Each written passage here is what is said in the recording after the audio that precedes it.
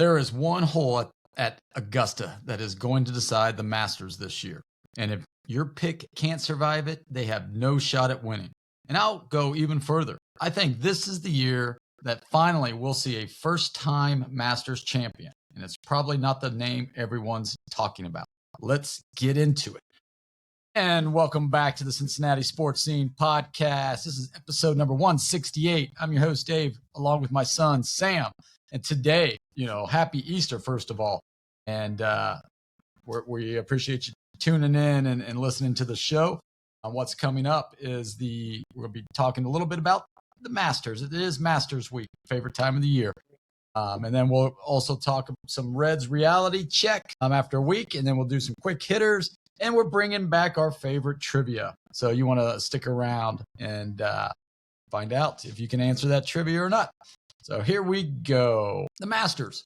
It is the best time of the year for golf fans. And, we love the fact that it's right around the corner. The weather's starting to break. It's those things that you look forward to. And we have a good field in the Masters this year. Some players that are playing really well leading up to the Masters. But before we give our picks and explain why I think a new person will win the Masters this year, we're going to share our favorite moments or our favorite moment of the Masters. And I can probably guess Sam's favorite moment, but mine is going to be probably different than his. So Sam, I'll let you go first if you've got one favorite moment. Yeah, I kind of have two, but both involve the same guy. Tiger on 16, what was that, 2005, the chip. That's one of just kind of my first golf memories that I can remember having, just watching that. And then, obviously all these years, 21 years now later, just all the highlights every year, just the amazing shot that it was. And then, the second, I think it was 2019, when Tiger won his last major after 11 years of not winning one. Never knew if he was going to win one again. Just to see him out there, actually see him win a major in front of his kids and stuff like that. That was pretty cool. Yeah. Yes. I knew the Tiger chip would be up there for you. Mine is, has the sentimental value similar to your second one with Tiger, but mine is Jack in 1986 holding that putt on 17, that birdie, where Vin Lundquist, yes, sir. That was, I was a junior. Let's see. Yes, I was a sophomore in high school, played golf here and there, but nothing. But that really got me into watching, 6-year-old Nicholas beating all the young pups, taking down the great white shark. That, to me, anybody of my generation, probably would say that would be, if not their favorite moment, would be one of the favorite moments of all time for the Masters. So moving on from our favorite moments here, we want to ask you a question. Is this the year a first-time winner breaks through at the Masters? I think there's a good possibility that a first-time winner. First-time major winner is what you're talking about? No, first-time winner at the Masters. So didn't Rory just get it last year? Yeah, he did. Okay. But, is there going to be another one, like a back-to-back first-time winners? There's a chance. I know he's over on the Live Tour, but Bryson's been playing really well. He's won 3 straight tournaments over there, which, Live, but whatever. He won them. He's played well in the majors when he's come back and played in them. So I wouldn't be surprised. Augusta doesn't necessarily favor the longer hitters like him. It's still a precision course for the most part. And still, of course, where your short game just has to be impeccable to win. But I would not be surprised if he's able to get it done. Yeah, he's the name. He's like at plus 1,000 when I looked. I think it was on Thursday that I was doing some research for this, and I think he was at plus 1,000 to win, where he was at plus 700, and then Scotty, of course, was at 550 to win. Yeah, you're not going to bet against Scotty Scheffler to win, a major, but a couple of other guys, first time master winners, it could be these young guns, because they're fearless. And, you look at, what's his name, even though he faltered a little bit today, Ludwig Oberg. Yeah. Ludwig Oberg. You got Victor Hovland, who's a really good ball striker. And, then you have, what's his name? Straka. Yeah, Sepp Straka. Yeah, Sepp Straka. And then the guy who won 2 weeks ago, what was his name? Oh my gosh, I forgot. I'm trying to. Yeah. And also Tommy Fleetwood, right? I mean, Tommy Fleetwood has been, he's one of the purest ball strikers out there. It's just whether or not he can do it consistently, because he was in the running, what was it, 2 years ago? Last year? 2 years ago? 2 years ago. I think. Yeah. And he had one bad hole, and that's the thing with the Masters. One bad hole can really ruin the whole week. It can ruin the whole week, not just a round. Yeah. Right. It could. And speaking of that, let's talk about the key hole. What hole do you think decides the tournament? Which hole do you think decides the tournament? I mean, probably 12. You think 12? Yeah. I mean, I go back to 2019, and I mean, that hole is what won Tiger the tournament. Yeah. Right? His two playing partners both went in the water, and he was on the green. And it was a 2 or 3 shot flip between Molinari and him, and then Koepka was hanging around there too. Dropped a couple shots. I mean, that one Tiger, the Masters is on that Sunday. I mean, if that wind is swirling, and yeah, that's true. You're one of these first time guys that's only played here either never or a couple of times and never been in contention on a Sunday, and that wind is swirling, you're going in the water. Especially if you're playing with a guy like Rory or Scheffler, that's one there.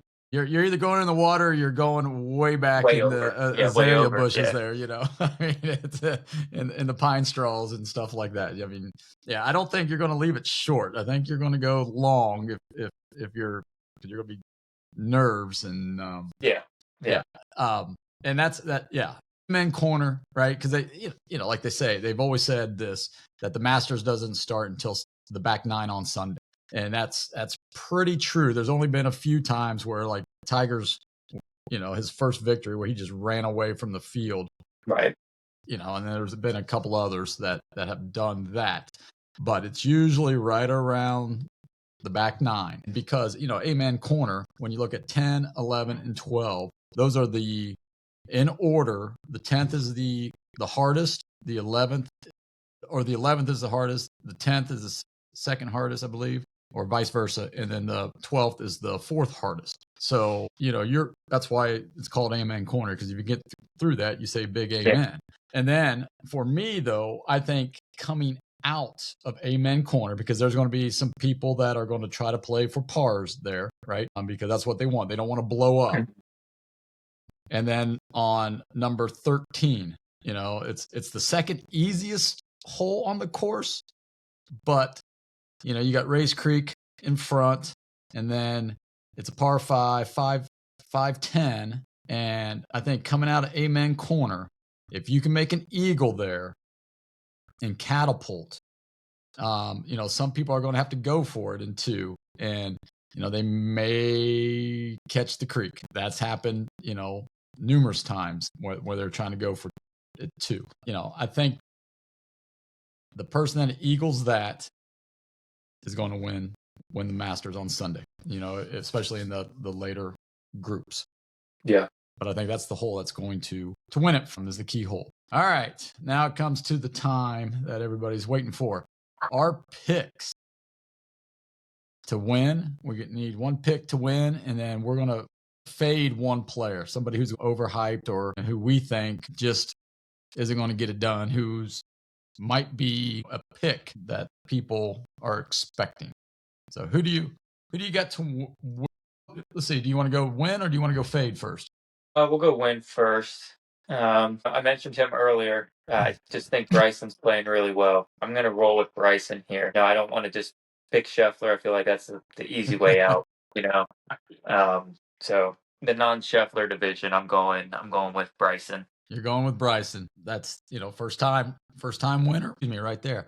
I'm going to give you another name to watch. And like I said, he faded today, but this guy, I think he's at like plus 3,000 to win. but I like Oberg. I like his demeanor. He plays quick. He doesn't think too long, and that's where at Augusta, if you're thinking too long about your shot, it could, because that wind, if it's swirling, it could change on you in a heartbeat, and then you're what I do. So yeah, so I like him to break out and win his first green jacket.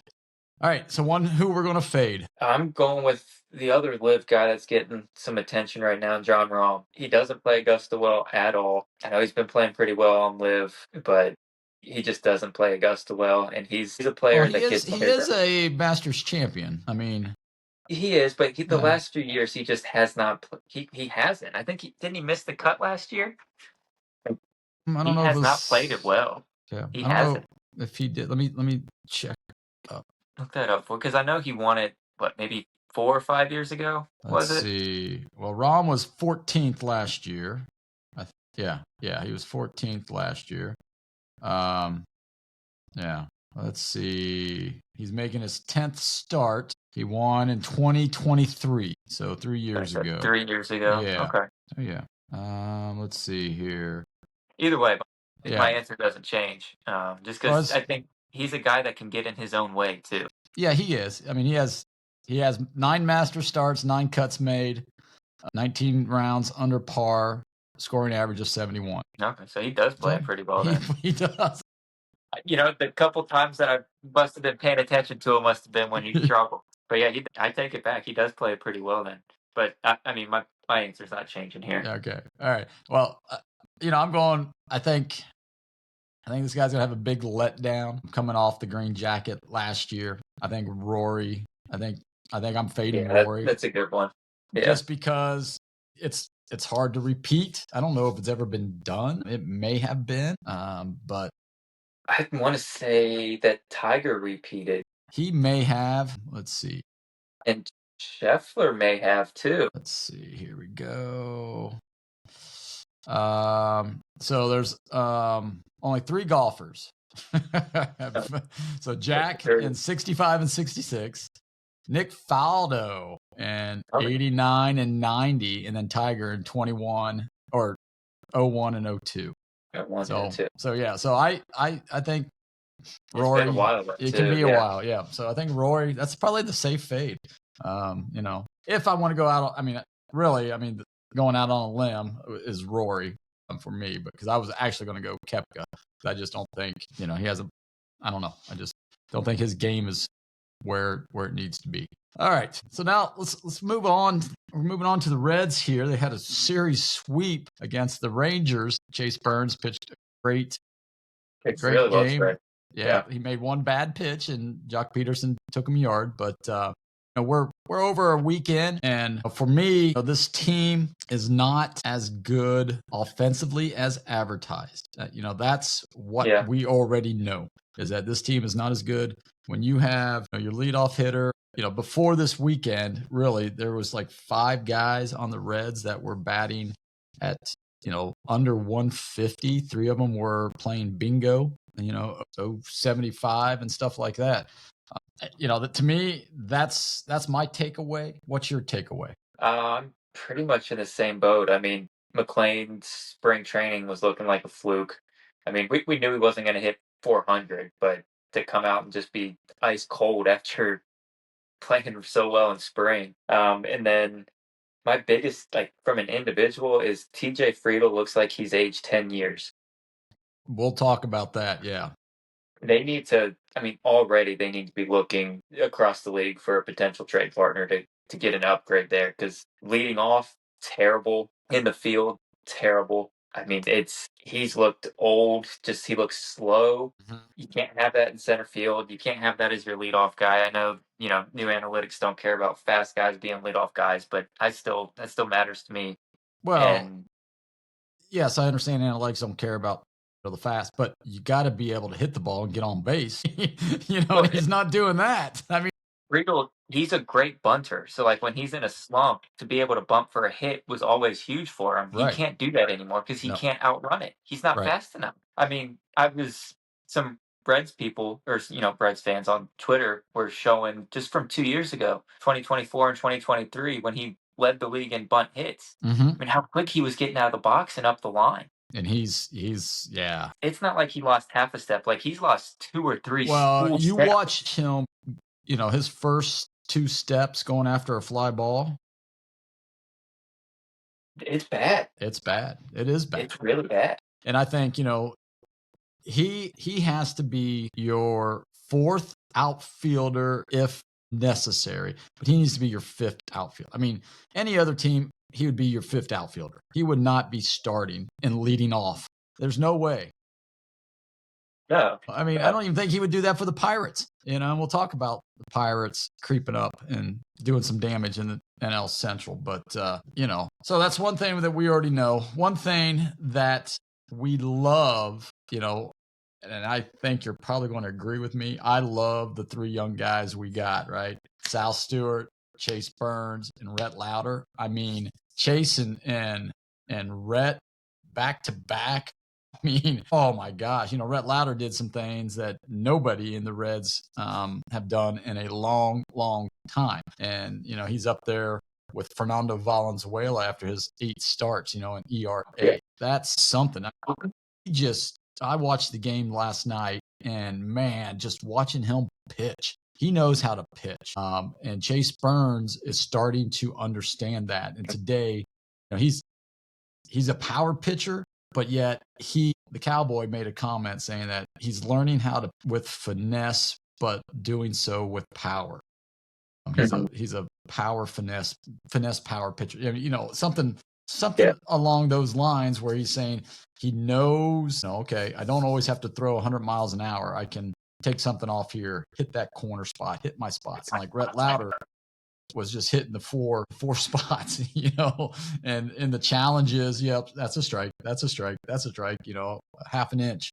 Just, I love, and Sal Stewart, you can't say enough. I mean, he has a great approach at the plate, and the play he's he the best made hitter on the team right now. Yeah, and the play he made, at first base in the 6th inning, I believe it was, or the 5th inning, pop ball over the head of him and McClain, and the runner on first didn't know if he was going to catch it, so he went not quite halfway, and the ball bounced right back to Stewart. He got on the bounce, and he threw it off his back foot, going towards the foul line, right to Ellie for a force out. Yep, that's the second baseman, third baseman in him that's able to make a play like that. But I mean, I love him. I mean, he is quickly becoming my favorite Red. He's just a ball player. He is. And he's good too, That helps, right? You can be a ball player and not be very good, but he is a good ball player. Now, we got to balance this thing out. To me, I think you mentioned him in the beginning of the segment. The one thing that will become a problem, and it's already rearing its ugly head, is TJ Friedl. I hate to keep beating on a down horse, but to me, that is the problem. If Francona keeps running them out there day in and day out in the leadoff hole, the problem is, though, I just don't know who the leadoff hitter becomes. Who do you slot there? Because you're in my mind, your next 2 candidates have not. I mean, they've been slightly better, but they still have been better. And Steer and McClain would be your next 2 leadoff Steer, guys. But I mean, Steer's been just as bad as Friedl, right? And McClain's not been great. So I don't know. I don't know who it would be, who you would necessarily slot in there. I mean, you've got to try somebody else, though. I think at this point. I mean, Dane Myers, if he plays for him, Myers, Dane Myers should be your Benson. Benson's a good on-base guy. Right.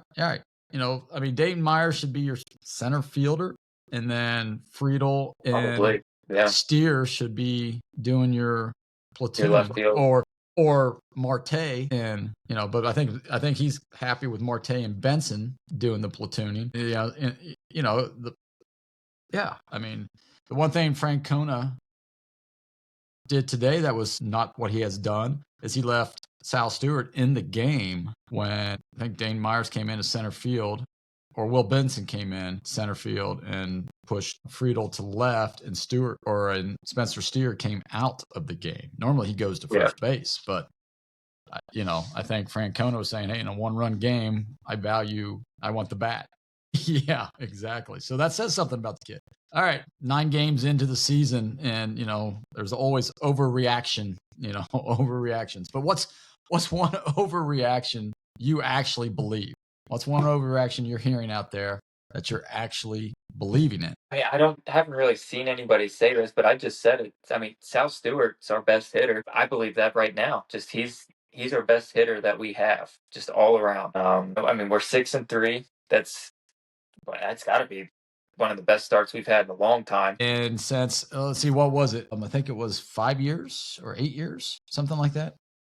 Yeah. So I mean, that's better than our 3-15 starts that we had a couple years ago or whatnot. So I mean, it's first 3 series, and you're not feeling sorry about the team. You're feeling optimistic. You see, we're 6-3, and the offense hasn't looked great yet. But I think Sal Stewart is, I'm going to say, rookie of the year.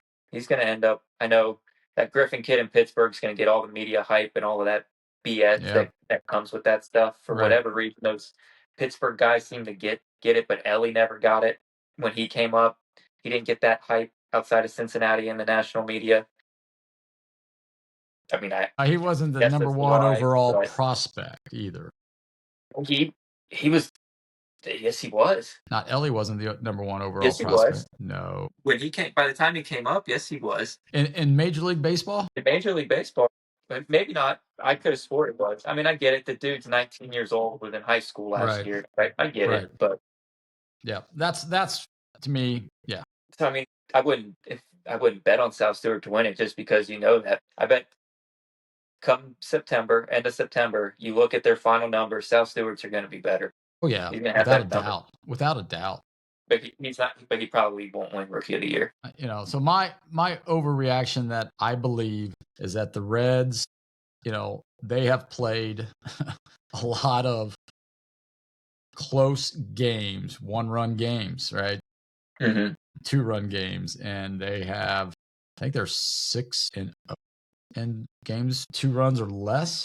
So, I'm believing that they finally figured out how to win close games, extra inning games, and they've almost matched their extra inning wins. Right, exactly. So that's my overreaction. Is like, we're going to keep on this train and we're going to flip it and we're going to win a heck of a lot more 1-run games and extra inning games than we ever have seen in the last 5, 6, 7 years. All right, so one last quick debate here. Are the Reds contenders or just pretenders? What do you got? I think you have to say they're contenders just because the Central's not great. They have a legit chance at winning the Central. I disagree, and I think that I don't want to say pretenders, but they can't beat the Pirates. They're not going to be able to beat Milwaukee. St. Louis is probably going to bite them in the butt a few times. The only in the Cubs are the Cubs. We'll play 500 against the Cubs because it seems like we always do. But it's those other 3 teams. I don't think we're contending for the National League Central, right? Yeah, Lodolo can't figure out his fingers. Too many blisters. Hunter Green is just AWOL. And I know we've got Burns, Louder that are doing great. Pitching has done a lot for us here. Pitching and defense this Texas series, but you run into other teams that have great pitchers and who can hit, sort of like, Pittsburgh, for crying out loud, they shelled us. Brandon Williamson just didn't pitch very well. And then Paul Skeens has our number. It's ridiculous that we can't beat these National League Central teams on a consistent basis. If we want to be contenders, we have to do that. So I'm sorry to interrupt. That's me. So go ahead. Yeah, I'm trying to be a little more optimistic. It's a new season. I'm not trying to go off the last 5 years. It's hard to argue against it. But I remember that thought when the Bengals start the season. Can't bring up the last 5 years. The Bengals are different. No, the Bengals are different because they're going to trot out the same head coach, same quarterback, same offensive line, and same sorry defense that they have. So completely different. The Reds have made some moves to try and get better. But you're starting to like Nick Krall now, huh? I mean, where's Krall at when we need agree you? with with everything that he's done, but I mean, considering the constraints that we know about that he's had Right. to work with, He's actually pretty good. he's done a good job. I mean, he has. He has. It's just, I mean, our pitching staff is great. I think our pitching staff, even if our offense isn't, great all the way around, is going to keep us in games, which will keep us in the division race. I'm a little worried about our mid bullpen, not our back end. Like today, I was a little worried because Pierce Johnson and Brooke had to come in because the top three weren't available. And that's where I'm like, that could be our Achilles heel. That's when you need your starter to go 6 innings like Chase Burns did today. Right. Exactly. And then you don't have, you've only got 3 innings to worry about instead of 4 or 5. Mm-hmm. So yeah, I mean, if your starter can give you 6, one, that's going to help save your back end guys. They're not going to have to pitch every game. And then, it's just less innings for those middle guys to have to eat up. Yep. All right. That's good. Moving on. A couple of news and notes around the Queen City here. The Bearcats hired Jared Calhoun last week. This is either has to work fast or it's not going to work at all. What do you think is going to happen here with the Bearcats basketball, son? I mean, he's a UC guy. Was on, graduated from UC, was on Huggins' staff for a little bit. So I think he's going to get a little more leeway his first 2 years than, just, some random guy, some random new hire would have got. We'd have a lot less patience. But I think he's going to try and bring in older transfer portal guys that have won elsewhere. I think he's not necessarily going to be looking to have the top recruiting class like Sean Miller, or not Sean Miller, Wes Miller was trying to do, where, he had a top 10 high school recruiting class, but that did him no good this year. I mean, his number one recruit, was at Home Depot the day after the season ended buying moving boxes. I mean, that tells you how that went for him. He's moving to Charleston or Charlotte. Yeah, wherever. He's probably going to Miami. I do like the hire. I thought it was a good hire. I think, he got Utah State to win in his 3 years Mm-hmm. there. They were a really good program. I think he answers a lot of what the UC fan base wants, and that was kind of the return to the Huggins era, just that style of basketball. So, it's not my favorite style. I prefer high-end offense over grinded out defense, but it worked then, and it'll have a chance to work now. I mean, Rick Pitino and St. John's have had a great season. I think that's going to be the model that he emulates. Just play aggressive defense, crash the offensive glass. I mean, you're not necessarily shooting threes to make them. You're shooting threes so you can get an offensive rebound. It's not a pretty style of basketball, but if it wins, at this point, I don't care anymore. Yeah, I just don't. I just want to win. Right. I think the crowd or the fans are ready for a change. They want that Huggins, like you said, that Huggins nose bulldog mentality. Mm-hmm. Now we'll see. We'll see if it works in the Big 12, right? I mean, that's right. where that's where it gets tricky because the Big 12 is tough. I mean, it's the best conference. They got to get 500. If they can't get to 500, they're not making the tournament.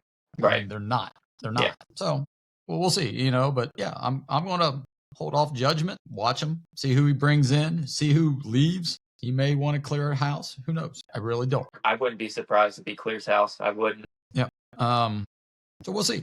We'll see what happens here in Clifton. The one thing for sure is he better win the crosstown because it's at the shoe. Well, or what, Fifth Third, I should say. It's at Fifth Third, but yeah, it's nice to have a coach now that cares about it and is going to actually understand and appreciate what it means to win that game. Yep, I think you're right. All right. The last thing we'll talk about here with Cincinnati is the opening day. It happened. It came. The game was a disappointment. I should have won that game, but we won't go into details there. Just want to get your thoughts on the bad look of the crowds. The police had to shut down the banks. Once again, it's a black eye for the city on it's supposed to be its best day of the year. Thoughts on the crowd situation at the banks there? So, I mean, we went down to the parade, had a great time. It was a beautiful day to go to the parade. I mean, sun was out. I mean, it was perfect. I mean, there were no issues at the parade. It sounds like there was no issues before the game. It seemed like everything was kind of after. And that's, unfortunately, you make public transit free for the day. You don't have a curfew. It was spring break for a lot of kids. There was just a lot of teenagers, and that generally seems to be the issue, is when large groups of teenagers are running around unchecked, just creates a lot of problems. And that goes for any big city. It's not a Cincinnati problem. It's throughout the country right now. Right. And then the second thing I'll say is the mayor being out of town on opening day, the city's biggest day of the year, is an Bad look. awful look. It An is. awful look. And this is a guy that has had several awful looks around our sports teams, which, that's not the end all be all for politics, but opening day is more than just the Reds. It's it's the one day of the year where the city is in the national spotlight. Right. And for the mayor to not even be in the city, I don't know. That to me just seems like a bad look. And I know that he's taken a lot of grief on that, and I understand, spring break, mini vacation, those type of things. But I'm with you. I mean, the mayor of the city. I mean, You have to be there. you need to be there, right? To. You do. I mean, it's you're like what imagine you right want. now. The mayor of Indianapolis is not in Indianapolis for the Final Four right now. That's Yeah. what opening day is to Cincinnati. Well, no, the mayor's not at the Indianapolis 500. There you go. Yeah. That's a perfect. That's a Right. 1-for-1, one singular event, one singular day. Yeah, that's the a mayor's perfect not comparison. nowhere around. Yeah. And not in the city, like out of the state. Yeah. Yeah. So yeah, I mean, I get it. And, I mean, the kids, unruly kids, it was more than just the kids, unfortunately. Adults didn't know how to behave. And, the weather was extremely warm, and that brings out more people. Good friend of the show, Crawley, he was at opening, he didn't go to the game, but he was downtown, the parade like that. And he had a walk. He parked over by the casino. And he had to walk from stadium over to the casino, which is a nice little walk. But he said that there was just people everywhere. Like he goes, I don't remember people just hanging around, just waiting. And he goes, they were just they were dressed like they were getting ready to go to the clubs and the nightclubs and stuff at 3:00 in the afternoon. And so and people have been drinking all day long, that, and it just created a perfect storm. And my thing is not just the mayor or the city manager. It's just like, you sense this, you see the forecast, it's going to be 82 degrees out. Maybe we should get more police presence, and not be so reactionary. That's the problem with Cincinnati. It's like, the reason we get all this bad press is because we're so reactionary instead of proactive.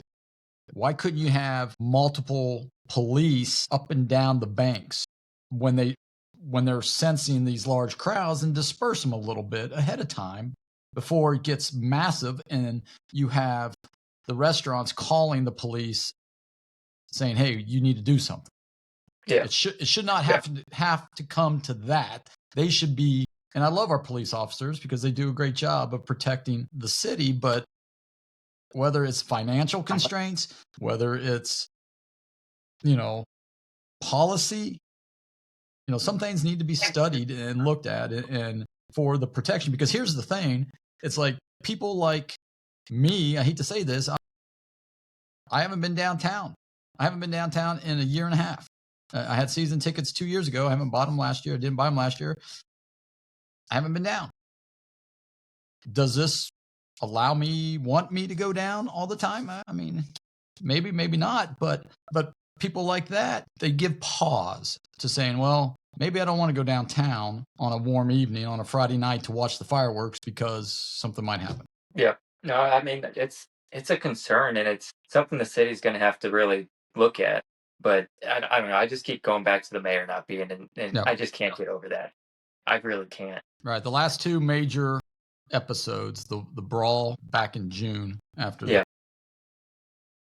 music fest, he was gone, and now you can't predict that. I mean, you just can't predict that. But opening day, when opening day is.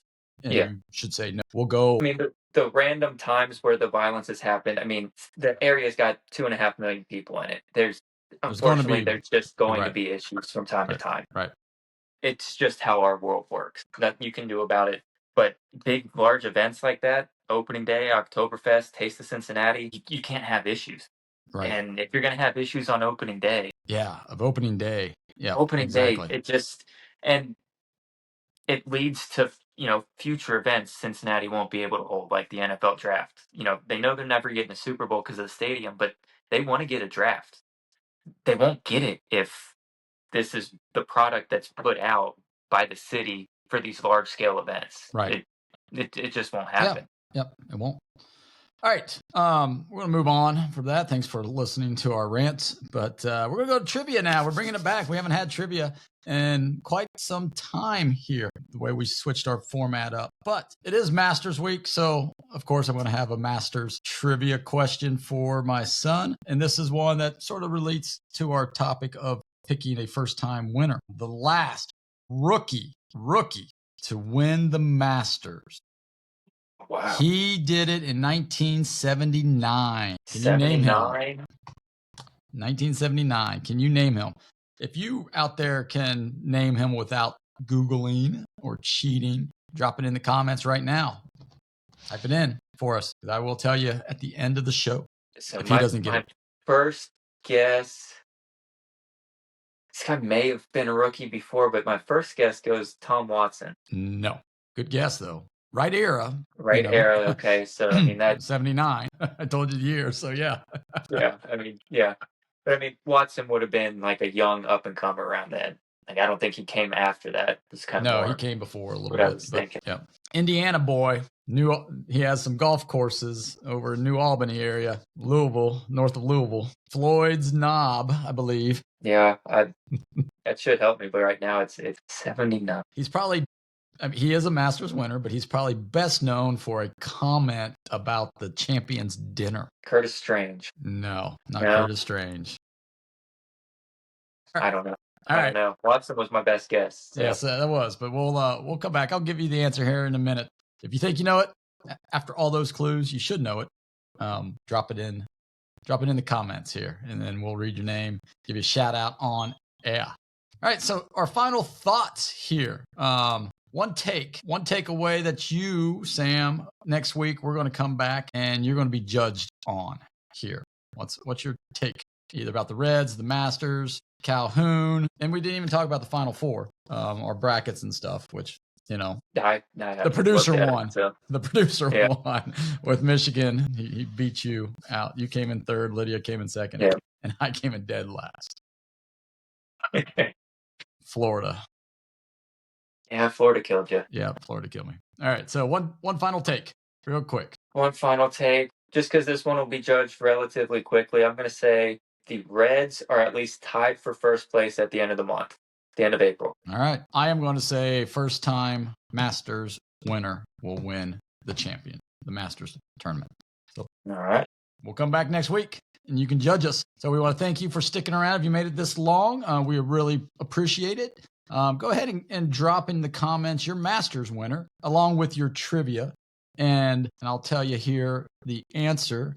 It was Fuzzy Zeller. 1979. He made that infamous mark about Tiger's selection. He thought it would be something on that racial comment side that I will not go into. But anyhow, our next episode, you want to stick around because we are going to be playing the stock market game with the teams of Cincinnati, whether we're buying or selling their stock. So until next time. I'll tell you right now, I'm going to give you guys a sneak peek right now. Sell all your FCC stock. They are awful. As you can tell, we have not been talking about FCC at all this year. That might be one of the reasons why, but you have to find out next week. Until then, for Sam, I'm Dave. Everybody, take care. Thanks for listening. That's it.